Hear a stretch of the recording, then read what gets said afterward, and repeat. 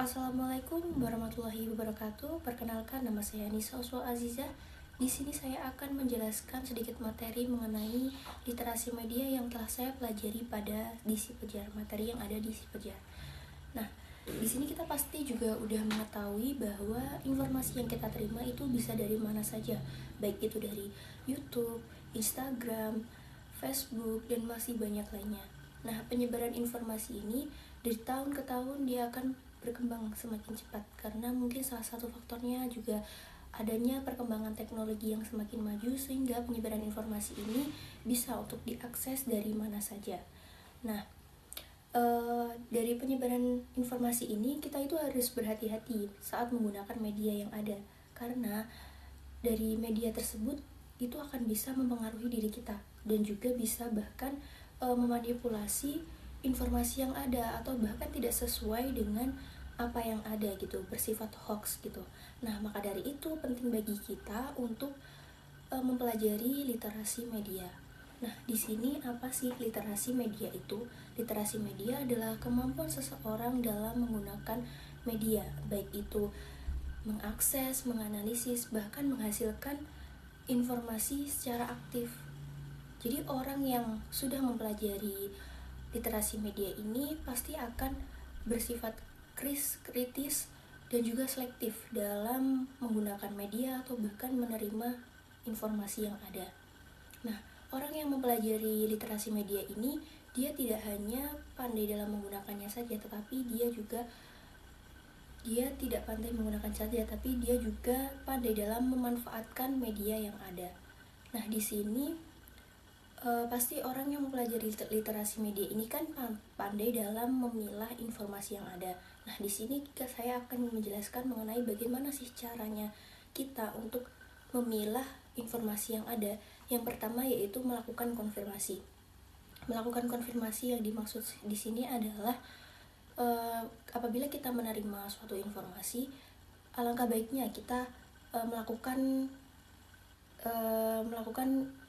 mencari tahu dari sudut pandang beberapa. Jadi kalau kita menerima informasi dari si A, berarti kita harus juga mencari informasi dari si B, dari si C, dari si D. Kalau emang informasinya itu sesuai, berarti kan itu fakta. Kalau tidak sesuai, berarti itu informasi yang kita terima ini adalah informasi yang hoax ataupun tidak sesuai. Nah, dari itu kita jadi mengetahui nih, oh informasi yang saya terima nih fakta, jadi sesuai gitu. Kalau nggak sesuai berarti kan hoax ataupun diada-ada seperti itu. Nah, yang kedua yaitu dengan cara merenungkan apabila kita menerima informasi itu direnungkan dulu gitu, apakah informasi yang kita terima itu bermanfaat atau bahkan bisa membuat pecah belah ataupun kerusuhan seperti itu.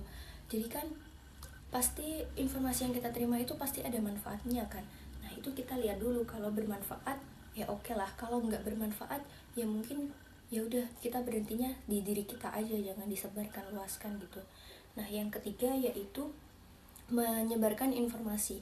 Nah, seperti yang saya jelaskan tadi, kita harus menerima informasi itu yang faktual, yang relevan, yang konkret gitu, yang sesuai dengan keadaan yang ada gitu.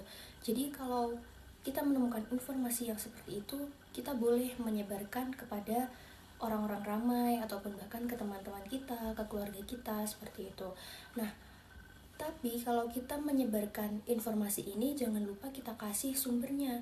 Jadi, semisal kita menerima informasi dari si A, kita juga harus menyantumkan sumber dari informasi ini. Kita juga mengasih sumber dari si A, seperti itu. Nah, yang terakhir yaitu mengabaikan informasi. Mengabaikan informasi ini adalah apabila kita menerima informasi yang tidak sesuai ataupun hoax. Nah, itu pasti kan akan berdampak buruk bagi kedepannya ataupun bagi masyarakat banyak kan. Nah, itu mungkin bisa kita keep aja, kayak oh ini gak perlu di share ini karena akan menimbulkan fitnah, akan menimbulkan kegaduhan, unsur sara kayak gitu. Jadi mending kita keep sendiri saja, nggak usah kita sebarluaskan. Dan apabila kita mengetahui kerabat kita, saudara-saudara kita menerima informasi yang sama dengan milik kita yang bersifat hoax itu, mungkin kita juga bisa untuk memberitahu kalau informasi yang diterima itu tidak sesuai. Itu supaya menghindari adanya penfitnahan, unsur sara, terus kayak dampak buruk yang tidak diinginkan seperti itu.